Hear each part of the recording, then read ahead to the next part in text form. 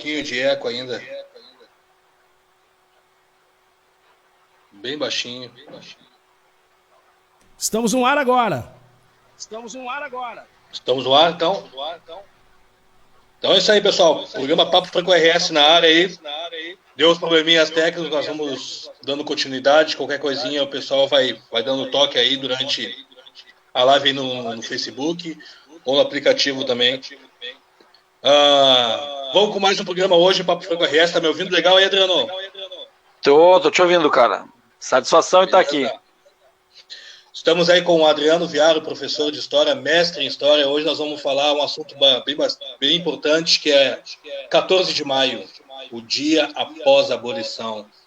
E, Adriano, se apresenta para nós aí, fala um pouquinho da tua trajetória, e já te agradecendo pelo espaço, pelo convite, de ter aceitado o convite de hoje participar do Papo Franco RS, aqui na Rádio Reação.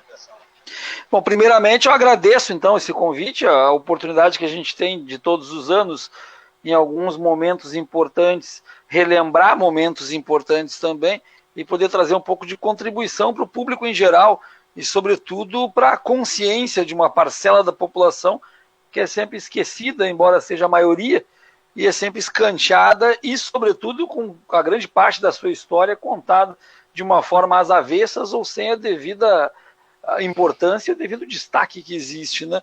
Então eu agradeço. Agora, quanto à minha formação, eu acho, sinceramente, que a formação ela torna-se menos importante do que a militância, do que a luta e do que a busca por alguma coisa que possa equiparar na sociedade algumas justiças importantes. Então eu não sou daqueles que ergue o diploma acima de tudo, o canudo acima de tudo, porque o diploma, na verdade, ele é o nosso capital acadêmico, é aquilo que, dentro de algumas necessidades e até exigências sociais, a gente acaba buscando para poder ter o que chamam de legitimidade do discurso, né? Aquela voz que vai efetivamente ser ouvida. E o que a gente quer é isso, é levar o repertório, levar a informação para que ela seja tratada de uma forma mais adequada.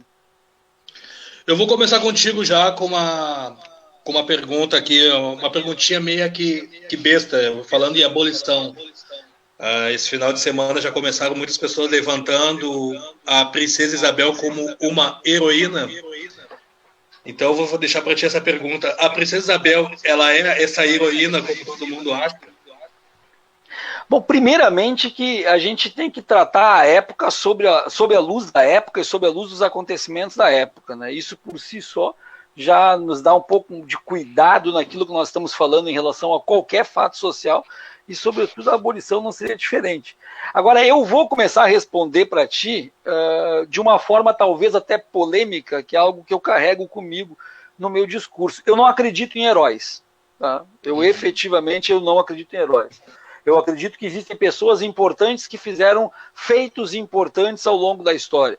Mas acredito que exista uma necessidade da definição de heróis por alguns grupos, sobretudo os grupos desfavorecidos, para que a gente tenha, a partir disso, a condição de se espelhar em algo ou alguém. Mas eu prefiro muito mais, eu particularmente, prefiro muito mais chamar de símbolo do que chamar de herói. Então eu acho, por exemplo, que na luta negra existem símbolos importantes. Partindo desse ponto, a Princesa Isabel também é um símbolo, só que ela é um símbolo de fatores negativos na nossa história, mas não deixa de ser um símbolo. Ela é símbolo, então, de uma ação, símbolo do final de um período, que de fato liberta os escravos, mas que joga eles à sua própria sorte, sem nenhum tipo de condição de subsistência, sem nenhum tipo de amparo social. Ela é o símbolo disso, sim. Eu não posso tirar disso dela. Ela é o símbolo de uma das grandes falácias da história desse país. Heroína, de maneira alguma.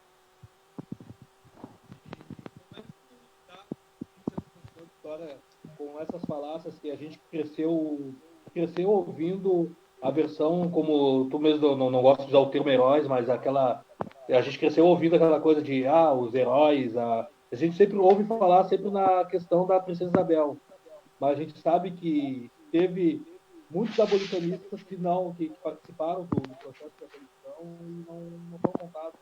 Como é que tu lidar com essa questão aí de ver pessoas que estão tratadas, ou até o símbolo, e outras pessoas que participaram não têm não são faladas, não têm essa contribuição hoje na história?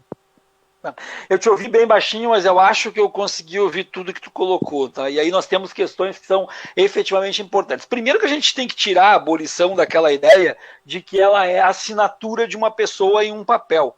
Não, a assinatura de uma pessoa em um papel é apenas a homologação de uma lei, apenas e tão somente isso. A lei que é assinada no 13 de maio de 1888, ela começa então a culminar no dia 8 de maio de 1888, uma semana antes. Uma semana antes ela está sendo votada na Câmara Geral, seria hoje a Câmara de Deputados em Brasília, na época então a Câmara Geral no Rio de Janeiro, ela é votada por sua imensa maioria, votam a favor da abolição da escravatura. Nós temos, salvo engano, 9 votos contrários à abolição, destes 9, 8 são membros do Partido Conservador do Rio de Janeiro, que é o último grande reduto à época do escravagismo. Então nós temos aí, e aí o ministro da Agricultura, o Rodrigo Silva, ele leva então essa lei para o Senado, tramitando de uma forma mais ou menos análoga ao que é hoje. Então sai da Câmara, vai para o Senado e o Senado aprova em fins de urgência. E aí cai então na mão da Princesa Isabel, para a Princesa Isabel assinar. Então, a proposta do Executivo mas que é levado para a Câmara e a Câmara vota. E aí é que nós temos que começar a entender quem são esses deputados que votam a lei em 11 de maio. Eles são, grosso modo, os mesmos deputados ou representantes, efetivamente, da mesma classe de deputados que vem desde 1831. E que eu acho que aí é um regresso importante que nós temos que fazer na história. Para analisar o 1888, nós temos que começar em 1831, que é a primeira lei de proibição do tráfico negreiro. A gente começa lá atrás por um processo de pressão externa, de pressão sobretudo da coroa britânica, muito forte, e de uma lei que vai ficar conhecida para a história da humanidade, sobretudo da história do Brasil, como a lei para inglês ver. É pressão dos ingleses, se torna lei para inglês ver, porque ela não é cumprida. Então é uma lei que propõe acabar com o tráfico negreiro, ela não é cumprida, mas ela muda o status do negro escravizado no Brasil. Ele sai de um produto comercializável, ou seja, ele é um produto que é comprado em qualquer esquina, em qualquer leilão, em qualquer cais, como o Cais do Valongo, no Rio de Janeiro, o mais famoso, e ele passa a ser um produto então contrabandeado. Então a lei ela muda esse status. Quando ele passa a ser contrabando, o valor dele muda, ele é mais caro. Os maus tratos reduzem. Aí vem algum outro discurso falacioso, quando alguns pesquisadores, ou desavisados, ou agindo de má fé, dizem que no século XIX existem documentos que comprovam que os maus tratos aos negros já tinham acabado ou tinham cessado. Sim, eles tinham acabado de fato e tinham cessado. Mas tinham acabado e cessado porque naquele momento, com a proibição do tráfico ou com a dificuldade da compra do negro, porque agora ele é um contrabando, maltratar o negro significa perdê-lo, e em perdendo, a partir desse momento, é mais difícil de substituí-lo, porque ele não é mais um produto comercializável, um produto de contrabando. Então, essa lei de 1831, ela começa a amarrar um processo inevitável, inexorável de abolição, mas sendo votada por quem? Pelos deputados, que são quem? Homens brancos, donos de posses e, sobretudo, escravagistas ou ex-escravagistas. Nós vamos passar depois de 1831 por outra lei muito importante, que é a lei de 1850, veja bem o tempo que leva, que aí vai ser então a chamada Lei Eusébio de Queiroz, onde vai efetivamente proibir o tráfico negreiro. Então ali cessa o tráfico negreiro, nós vamos ter mais alguns números pequenos, até 1853, salvo engano 1854, mas ali de fato acaba o tráfico negreiro. Então, quando acaba o tráfico negreiro, muda completamente a forma política no país, onde vão se preocupar, inclusive, com a entrada de imigrantes europeus e com o que irão fazer com as terras no país. E aí entra uma outra lei no mesmo ano, chamada Lei de Terras, que proíbe que terras sejam dadas para esses negros libertos e também para alguns imigrantes europeus. Depois disso, nós temos outra lei muito importante, mais alguns anos depois, 1871, que é a Lei do Ventre Livre. Essa lei, ela é talvez, existem discussões a respeito, mas talvez a lei mais falaciosa quando a gente fala em abolição. porque a lei do ventre livre diz que a partir daquele momento a criança nascida de um ventre de uma escravizada, a criança torna-se livre. Só que isso fala no primeiro artigo da lei. Do segundo artigo em diante, vão vir as concessões, vão vir as exceções e vão vir os direitos do dono daquela mulher. Que entre as principais questões desta lei, vai dizer que quando nasce a criança, o dono desta criança pode optar. Ou ele sustenta essa criança até os 8 anos de idade e depois entrega ela para o poder público para ela ir para os orfanatos, ou tem o direito de ainda continuar com este negro ser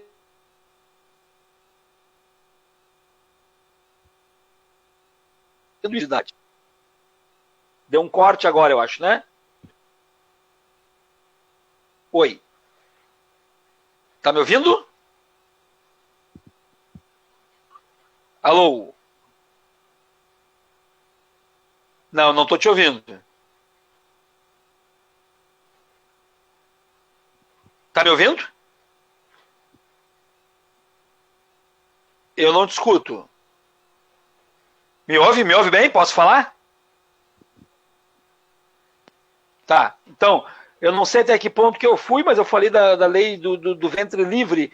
Tu chegou a ouvir a lei do ventre livre em 1871? Ok.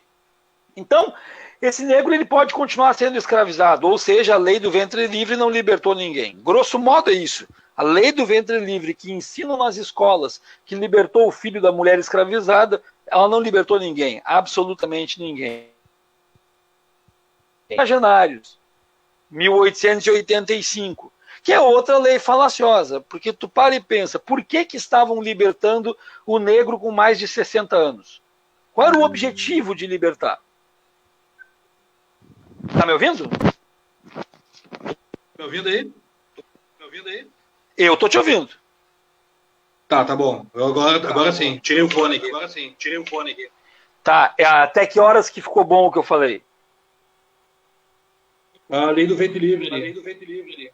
Ok, então depois da lei do ventre livre, vem a lei dos sexagenários, em 1885, que é uma lei tão falaciosa quanto a do ventre livre, porque é uma lei, então, que tem como objetivo libertar os escravos com mais de 60 anos.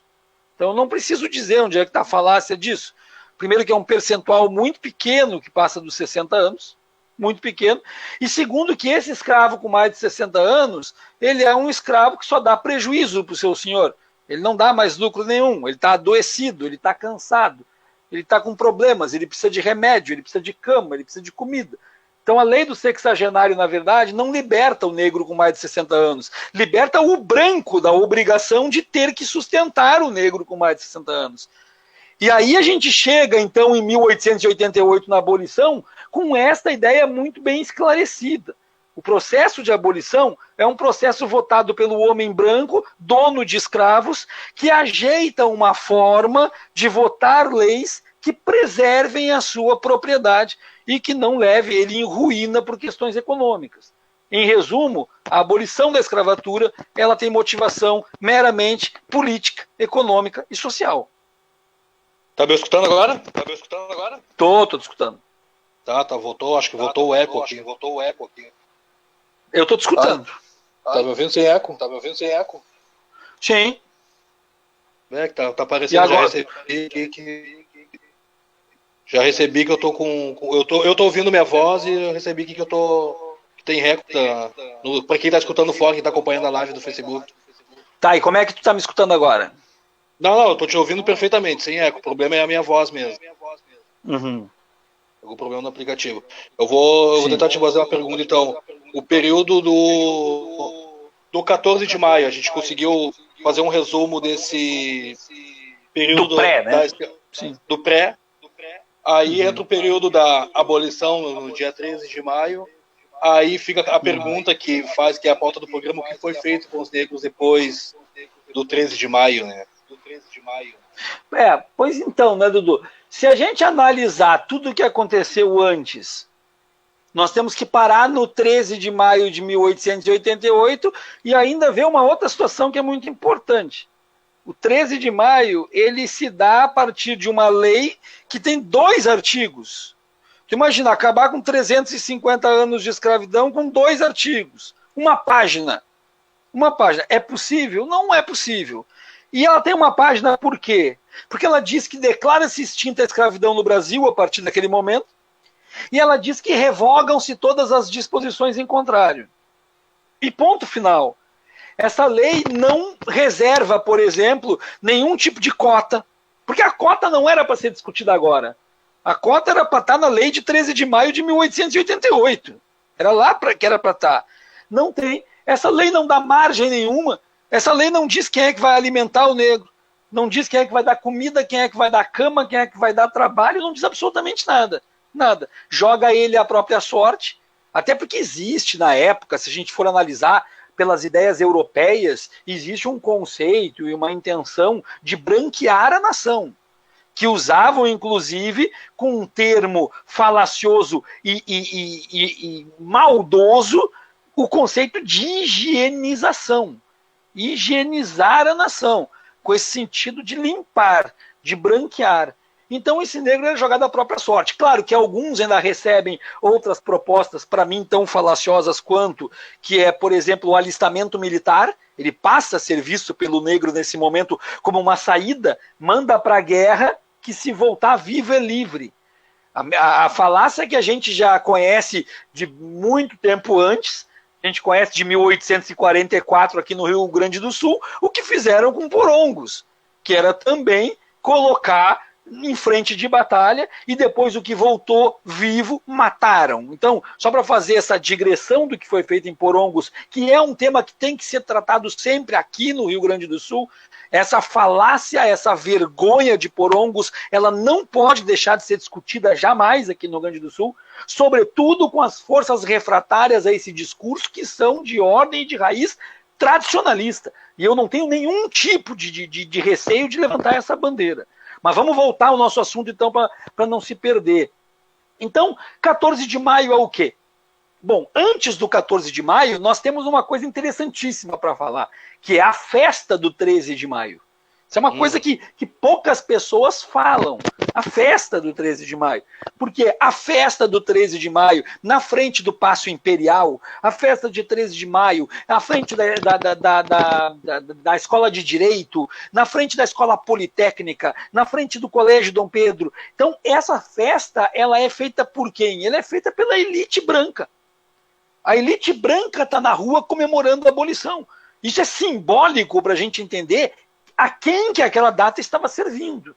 A elite branca, ela comemora. E essa festa, segundo alguns cronistas da época, ou até alguns poetas da época, essa festa, ela durou, grosso modo, 10 dias. 10 dias de comemoração, alguns falam em 2 semanas de comemoração. Aí te perguntam, onde é que estava o negro nisso? O negro estava servindo os canapés, o negro estava servindo as bebidas, o negro agora não era mais escravizado, estava ganhando gorjeta para isso, e no final foi chamado, evidentemente, para limpar toda a festa. Então ele já começa na sua festa do 13 de maio, limpando a bagunça que é feita pelos brancos que estão comemorando uma festa que é dele. E aí vem uma outra questão interessantíssima. A imprensa da época, e nós já temos, na época, jornais consolidados. A imprensa brasileira já é uma imprensa forte, jornais consolidados. Nós temos, por exemplo, a Província de São Paulo, jornal que se transforma no Estado de São Paulo, ou seja, o Estadão de hoje, ele é a Província de São Paulo na época. Não à toa, o Hoje Estadão foi um jornal escravagista. Não à toa, né? A gente não tem nenhuma surpresa nisso, porque o Estadão hoje é um jornal absolutamente conservador, porque já era conservador na época.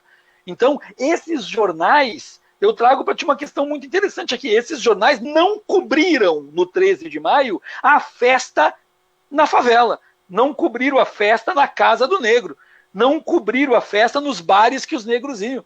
A cobertura foi única e exclusiva do branco comemorando a festa do 13 de maio. Ou seja, nem a festa da libertação o negro teve direito a ter cobertura. Muito pelo contrário, quando acabou a festa dos brancos, os jornais consolidados deram férias para o seu time.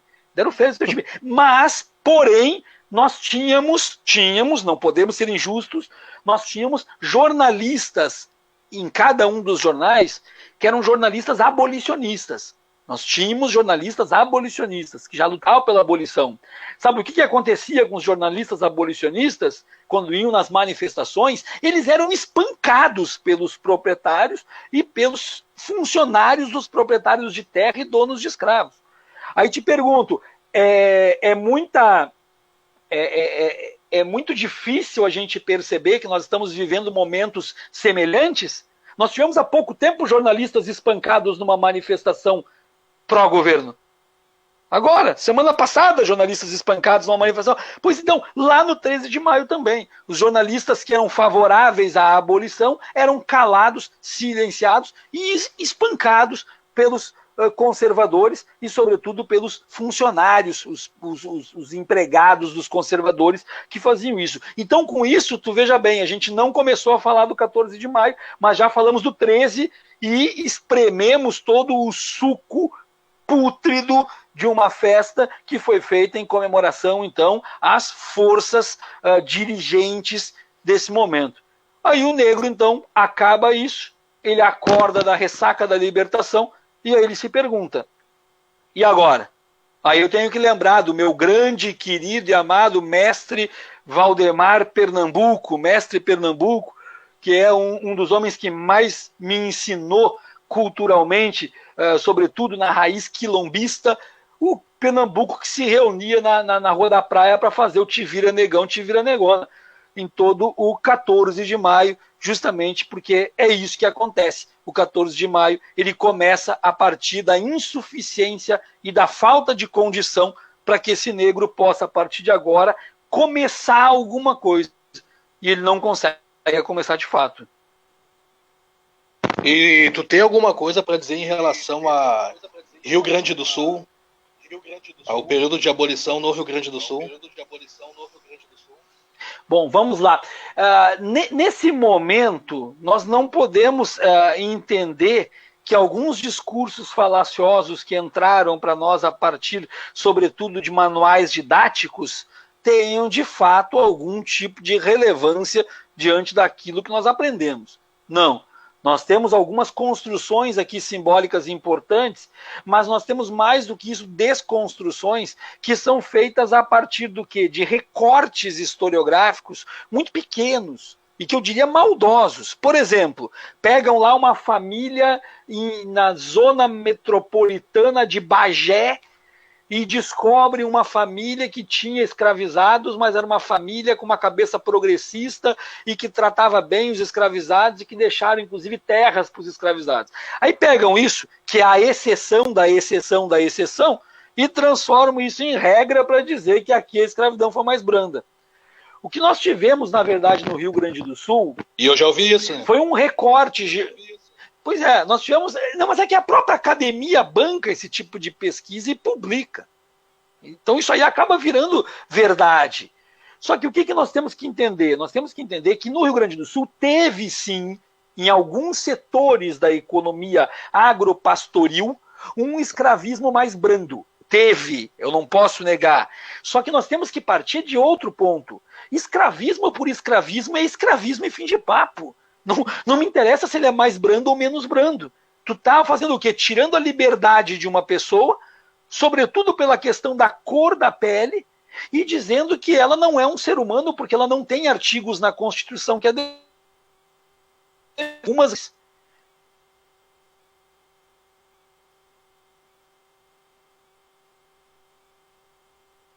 Cortou. Voltou? Voltou. Tá? Então, sobretudo na região da... Voltou. Sobretudo na região da campanha gaúcha, nós tivemos uma escravidão mais branda. Mas por quê?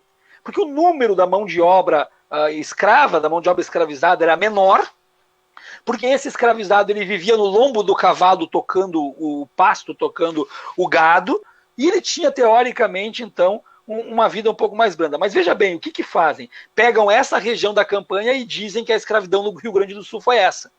E esquecem, por exemplo, que no Rio Grande do Sul nós tivemos uma das mais cruéis, se não a mais cruel escravidão de todo o Brasil, que foi na região de Pelotas, nas Charqueadas. a mais cruel. O que nós tivemos nas charqueadas de Pelotas foi a vida mais desumana de todas e foi aqui no Rio Grande do Sul. Então, contam isso.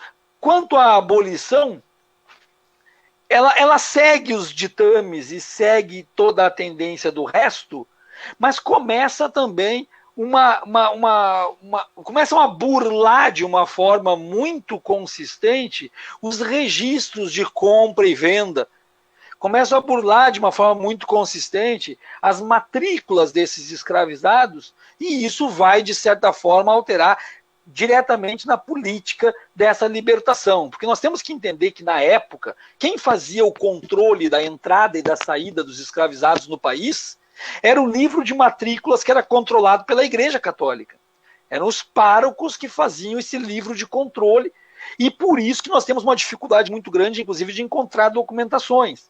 O que acontecia? Um senhor, para dizer... Senhor não, vamos dar nome aos bois. Um escravizador. Essa história de chamar de senhor de escravos é outra falácia também. Tá? É um escravizador.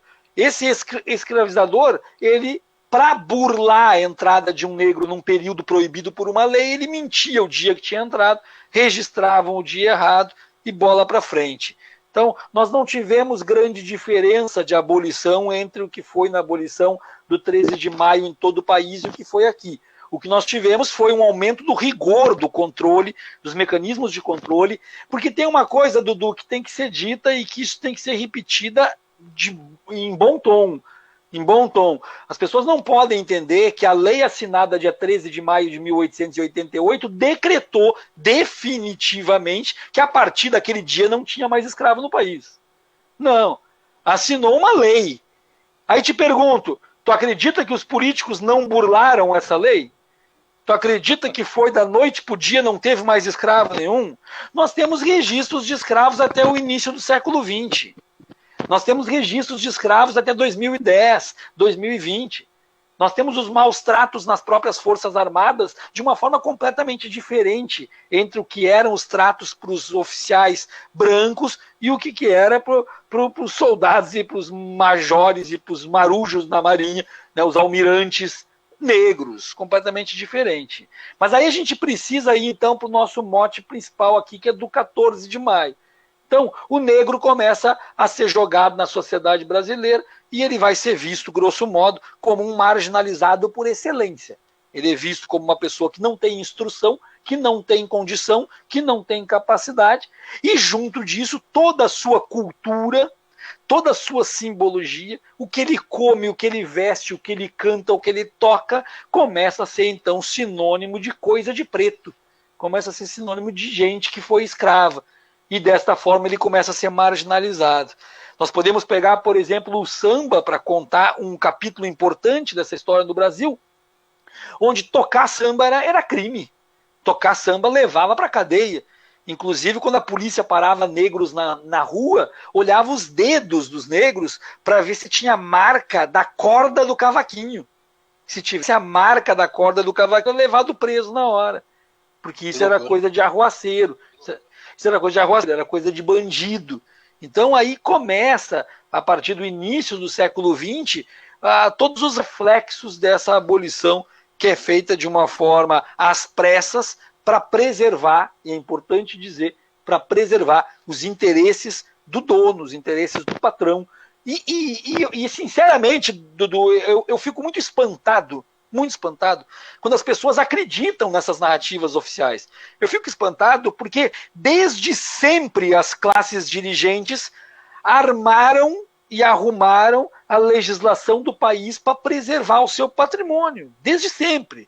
Então, por que seria diferente no final do século XIX, quando o objetivo era libertar negros? Não tem como ser diferente. Eu vou abrir um parênteses aí no que tu falou. Eu quero te perguntar a contribuição positiva ou negativa da Igreja Católica nesse período aí. Ô, Dudu, tu sabe, eu vou te fazer uma pergunta, tu chuta, tá? Responde no chute. Chuta. Quando tu acha... Vamos assim, ó. Vamos fazer bem no chute. Quando tu acha, em que ano tu acha que a Igreja Católica se manifestou no Brasil oficialmente contra a escravidão? Nenhuma vez. Não, ela se manifestou uma vez. Em que ano tu acha que foi isso? Acho que foi nesse período aqui de agora. Eu me lembro que foi, acho que o Papa tinha falado Não, tô dizendo, não, vou refazer. Eu tô falando lá no período da escravidão. No período da escravidão. Tá? Que ano tu acha que a igreja se manifestou, tem que acabar com a escravidão, nós somos contra isso? Eu vou ficar te devendo. Dudu, a igreja se manifestou em 87. No penúltimo ano da escravidão. Depois de 350 anos de escravidão, a igreja decidiu que aquilo não podia mais continuar existindo. Eu acho que eu respondi a tua pergunta. Sim. Mas sendo que ela que deu o aval, né? Sim, ela dá o aval. Só que ela tem 350 anos para se arrepender. Ela se arrepende aos 44 do segundo. Em 1887, os caras... Completamente. Não, uma pressão externa muito grande. As mesmas pressões das leis que eu falei antes, as pressões inglesas, e nós temos uma visão já de um liberalismo francês. Nós temos uma elite no Brasil que é uma elite europeizada. É uma elite que está comprando os valores e os costumes efetivamente ditando as regras culturais no país. E como essa Europa não tem mais escravos, então ninguém mais pode ter escravos também. Os filhos dos fazendeiros foram para a Europa para estudar. Eles estão voltando para o Brasil e achando que isso aqui é uma barbárie, porque na Europa, onde eles moraram a vida inteira, não tinha mais escravidão. Então é uma influência cultural muito grande que começa a criar todo um fervor no Brasil de como é que a gente vai fazer para salvar a economia. Olha só o discurso, não te parece familiar esse discurso? Como é que a gente vai fazer para salvar a economia? Não te parece familiar? Pois o discurso é exatamente esse. Exatamente esse. O discurso é vamos salvar a economia. Entendeu? Não tem como libertar os negros. Como é que a economia, como é que fica? Então, o que eu quero dizer para ti é que esse discurso, ele é o mesmo que sempre foi.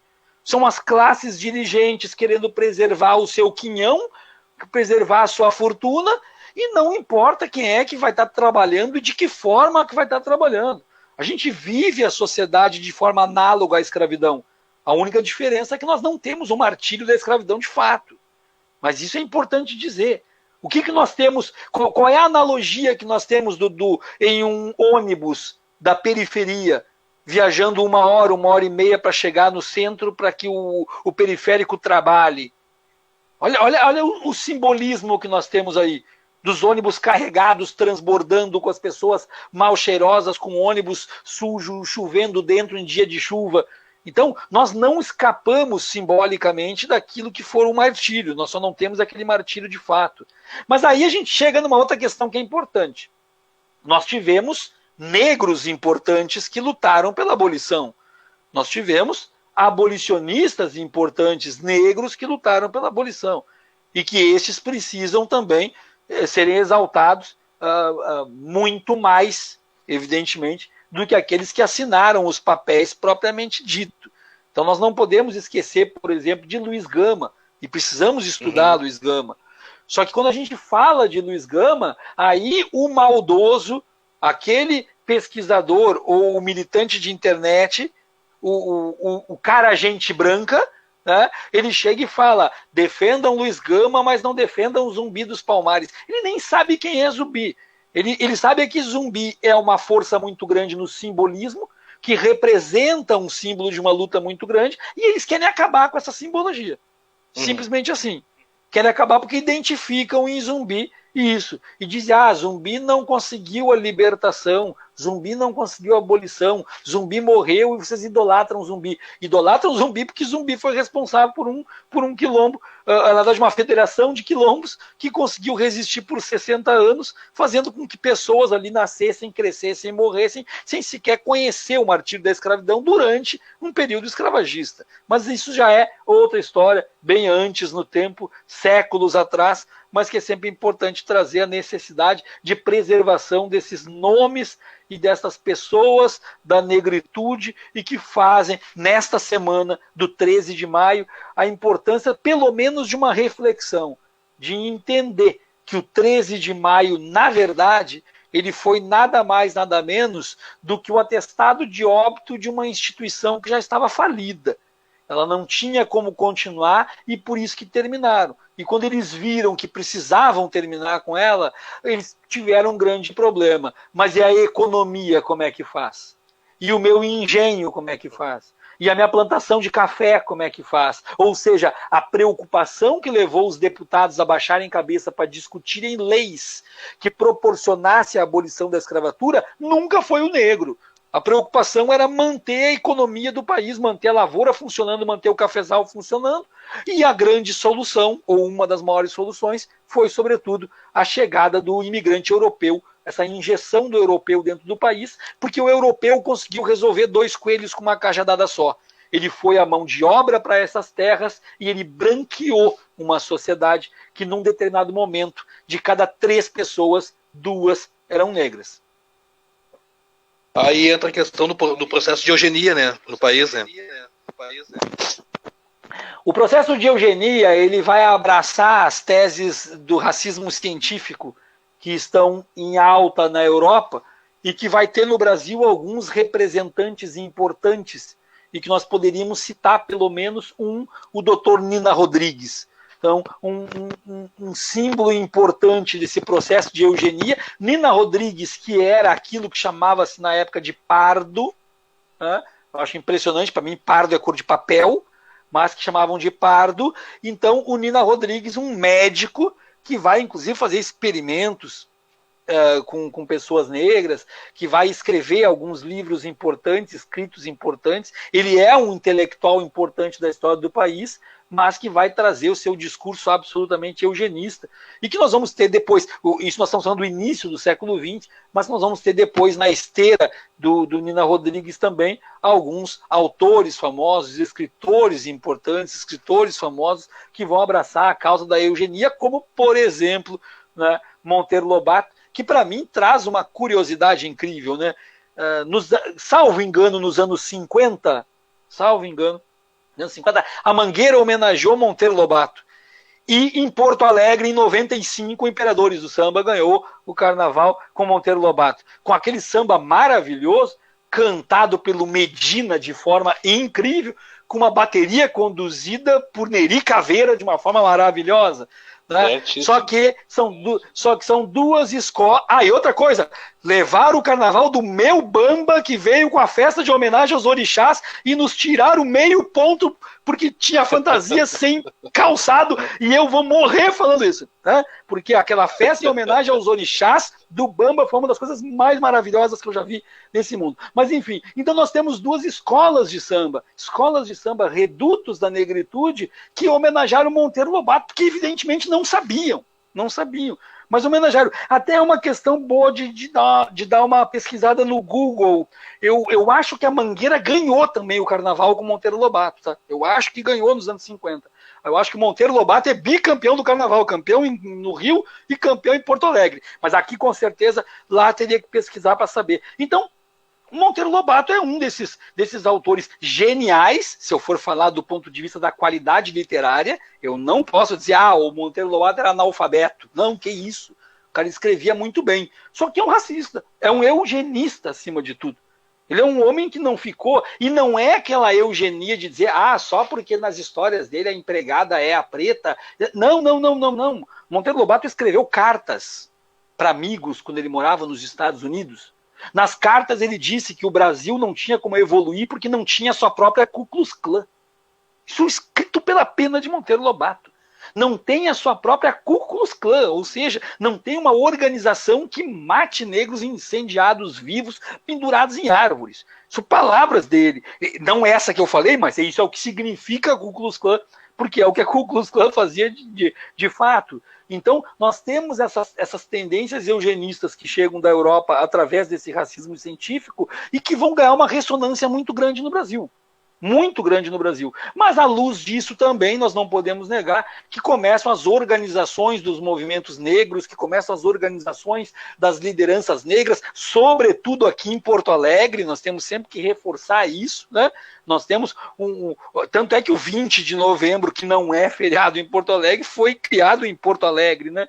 Então nós temos grandes lideranças negras em Porto Alegre que vão surgir no século XX, na esteira do século XX, sobretudo no rompimento da sua primeira metade com a segunda. Nós vamos ter Oliveira da Silveira com uma expansão, com uma ressonância maravilhosa em nível de Brasil, que vão se organizar, que vão fazer os jornais negros, que vão fazer os seus fanzines e que vão tentar uma resistência de alguma forma. Mas essa resistência sempre batendo de frente no encontro com aquilo que nós não podemos nunca deixar de trazer para a discussão. A diferença de negritude para branquitude. Nós não podemos nunca deixar que as pessoas confundam e que acham que são coisas similares e análogas. De maneira alguma. Negritude é conceito de identidade. Negritude é a identidade do negro. Branquitude, não. Branquitude é espaço de poder. Branquitude é condição pré-estabelecida de privilégio. Branquitude é espaço de poder. Negritude é identidade. Eu vou... Agora, tu começou a falar do processo ali do racismo científico, né? Vou fazer um vídeo sobre isso, talvez. E deixar o fone aqui.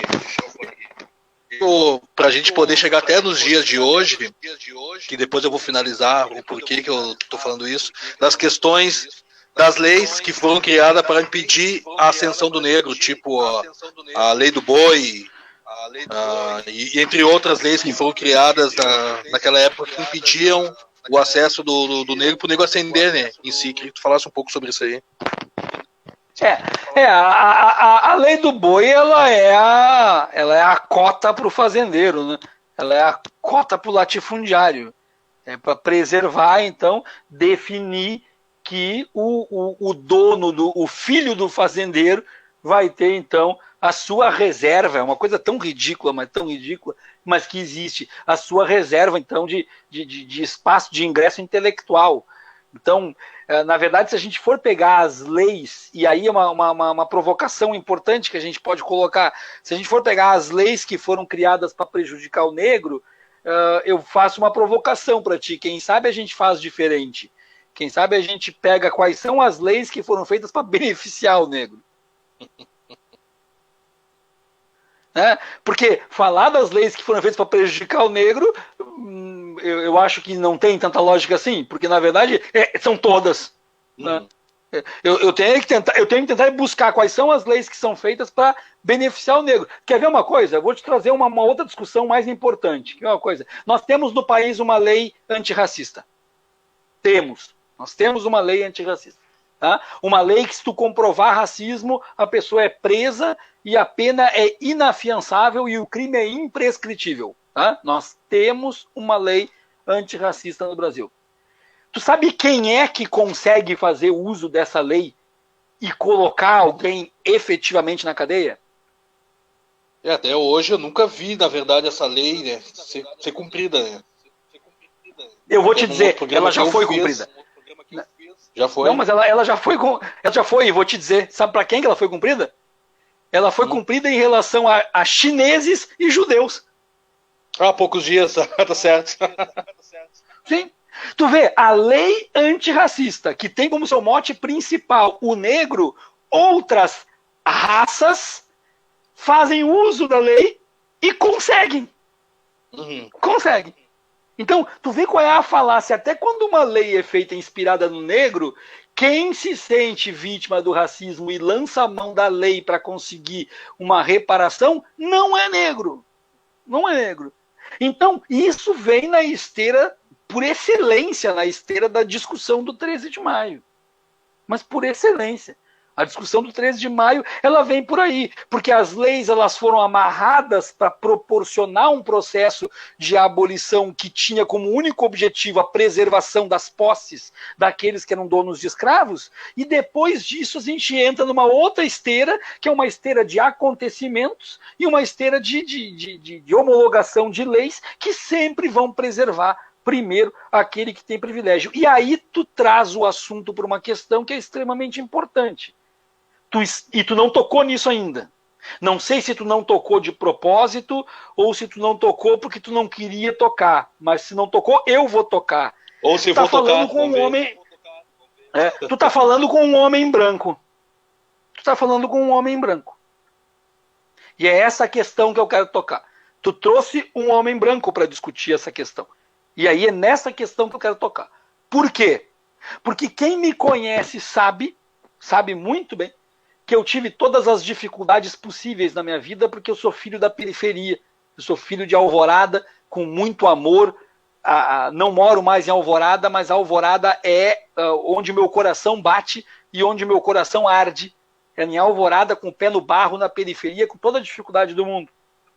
Porém, quem me conhece sabe também que eu sempre digo para as pessoas, embora eu tenha tido todas as dificuldades do mundo, embora eu tenha tido uma história igual a de 1 milhão de pessoas, pai envolvido com álcool, que era agressivo com a mãe, que gritava com os filhos, falta de comida em casa, enfim, eu não preciso dar detalhes, a minha história é igual a de 1 milhão de pessoas na periferia. Mas embora eu tenha passado por todas essas dificuldades, eu tive na minha vida um critério de desempate.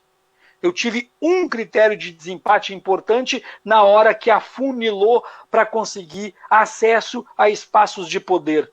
A cor branca da minha pele.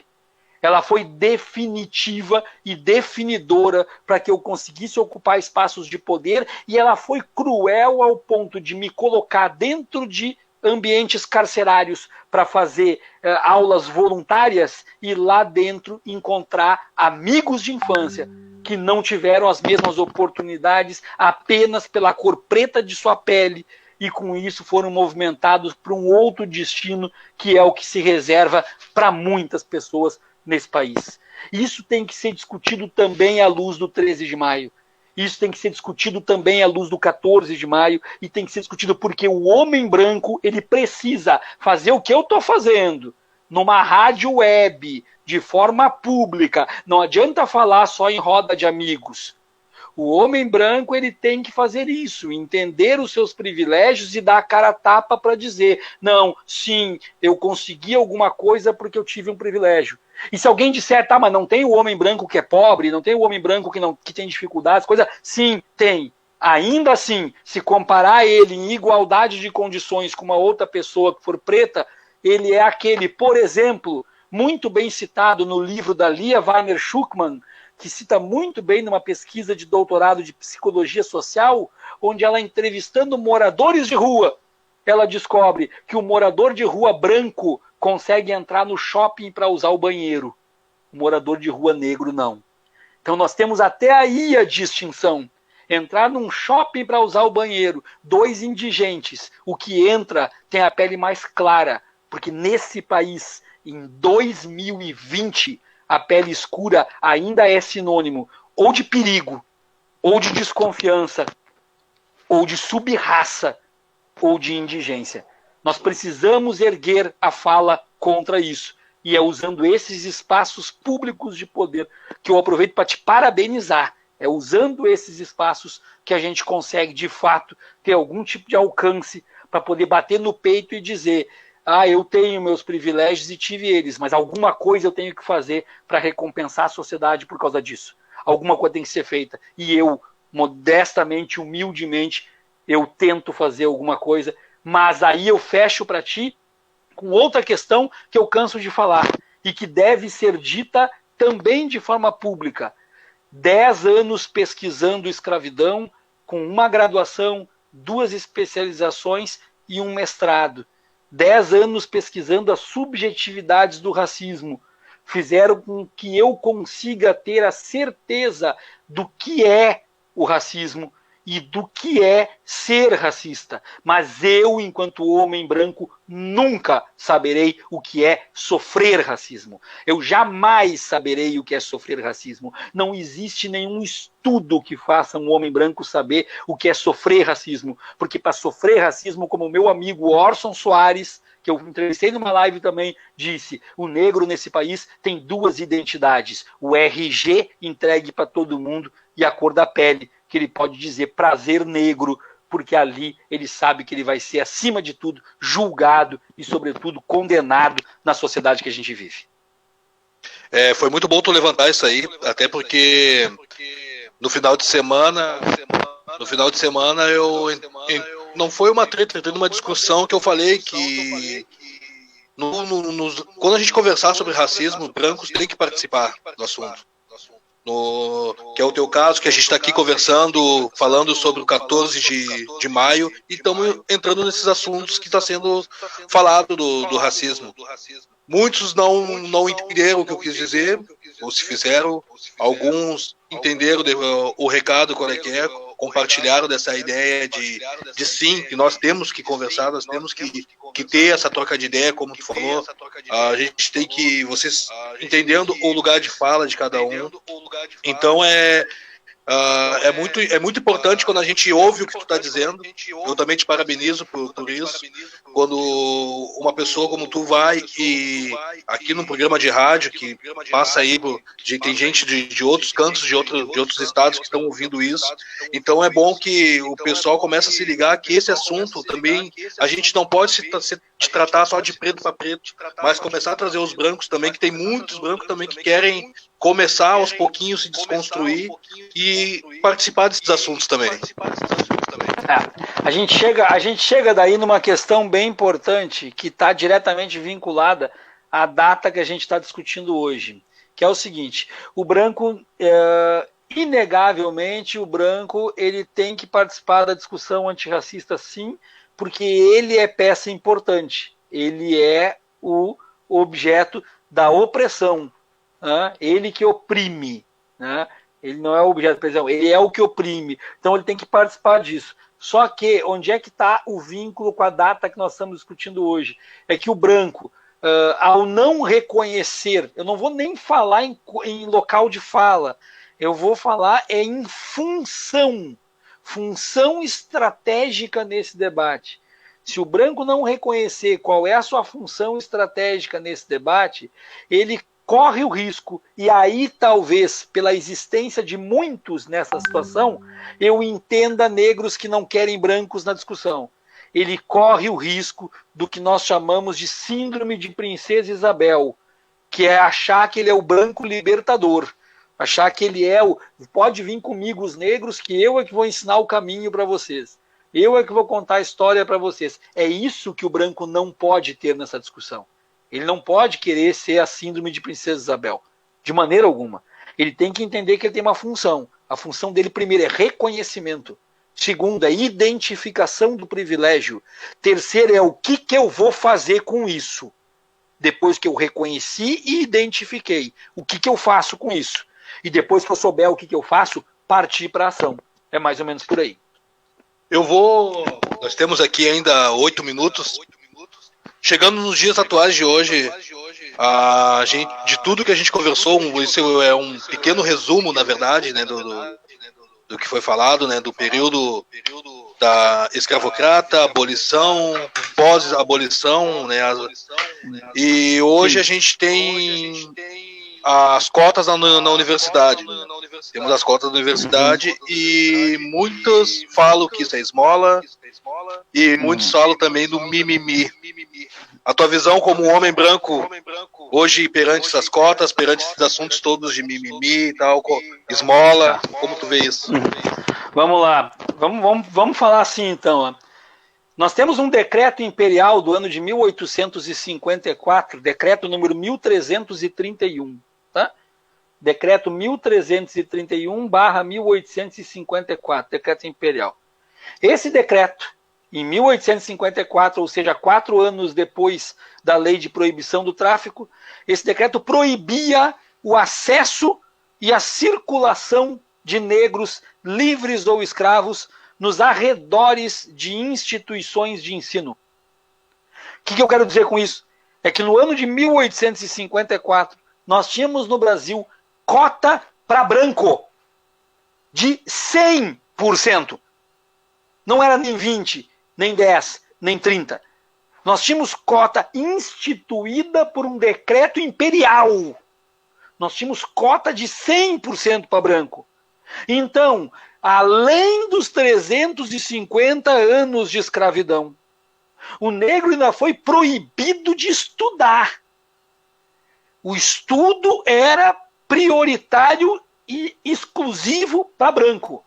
Então dizer que é mimimi, dizer que é exagero, dizer que não existe dívida histórica, tem uns que gostam de falar isso, que não existe dívida histórica, é negar, acima de tudo, que tinha cota para branco.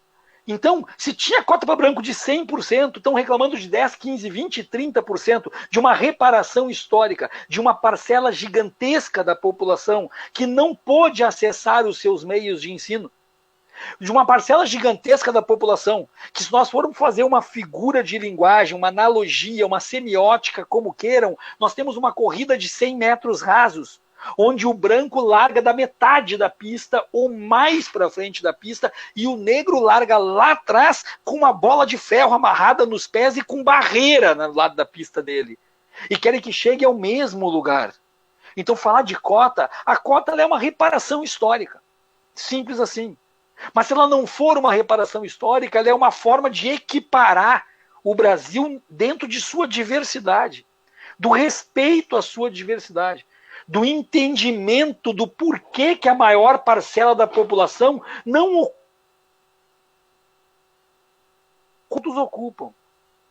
Então, eu não tenho como falar diferente para ti sem passar pelo discurso falacioso de uma classe que lá atrás, quando decidiu abolir a escravatura, pensou única e exclusivamente na preservação dos seus privilégios e na estrutura da sua economia, do seu patrimônio econômico, e hoje, se colocando contra cotas, ele quer única e exclusivamente a preservação dos seus como legítimos pertencentes aos espaços que ocupam, sem deixar que esses espaços sejam ocupados pelos outros, que ele vê com o rabo de olho, que ele acha, por exemplo, que não pode ocupar um aeroporto, porque aeroporto não é rodoviária.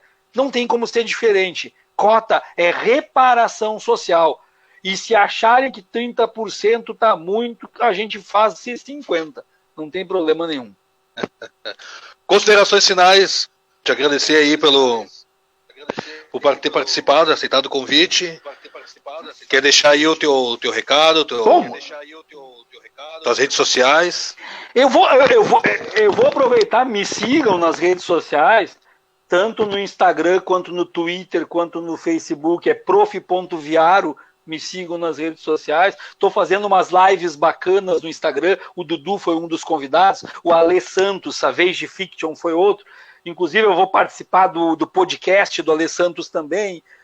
Convidei o professor Orson Soares, já tive o pastor Ricardo Gondim, que pertence a uma resistência progressista cristã. Então, olha as lives também. Mas eu vou aproveitar as considerações finais apenas para te dizer que tu pode contar comigo sempre quando a discussão for essa, desse tipo, desse nível e com essa intenção. Tá? Tu é um cara assim que é um irmão para mim e a gente está junto na mesma luta. Nós não estamos no mesmo barco, não vamos ser falaciosos. Eu sempre vou ter um privilégio que tu não tem. Nós não estamos no mesmo barco, mas eu cumpro o meu papel no barco que eu estou para tentar ajudar os outros barcos que são tão dilacerados e atacados pelo poder instituído. Brigadão de coração e espero que alguém tenha assistido o programa também, porque é sempre importante levar o conhecimento. Não, assistiram sim, o pessoal participou aqui, mas tá bem ruim o meu Facebook aqui pelo Note, não consegui acompanhar algumas coisas, mas mandaram bastante recado aqui. E em setembro vou te chamar de novo, que em setembro nós temos um outro assunto pendente para falar, que aí vai entrar porongos, vai entrar algumas coisinhas aí, tá bom? Olha, eu vou te dizer uma coisa, eu prefiro mas claro, estou à disposição para setembro, mas eu prefiro uma data que nunca discutem, o 14 de novembro. Vamos falar sobre isso. 20 de novembro. O 14 de novembro a gente fala sobre isso. E aí, Celo DJ? Isso aí, Dudu! Tudo contigo aí, Celo. Agradecer mais uma vez o espaço, o Papo Franco RS aqui na Rádio Reação. Baixa aí o aplicativo da rádio e fique conectado aí no Papo Franco RS e também nos outros programas que rolam na rádio aí.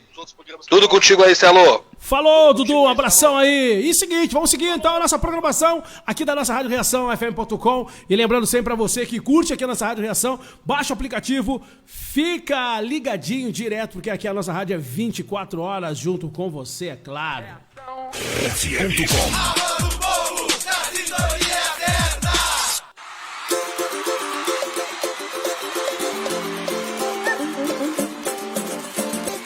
Pretas, brancas e morenas.